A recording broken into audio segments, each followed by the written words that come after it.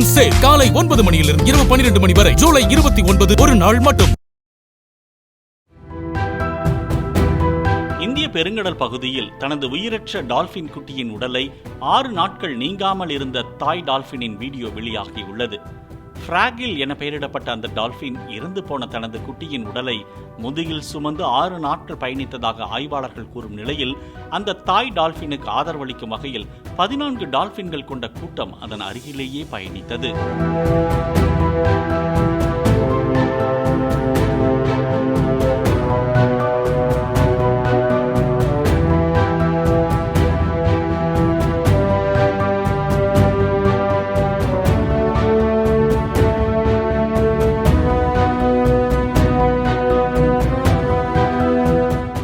Moon sale காலை 9 மணியிலிருந்து இரவு 12 மணி வரை ஜூலை 29 ஒரு நாள் மட்டும்.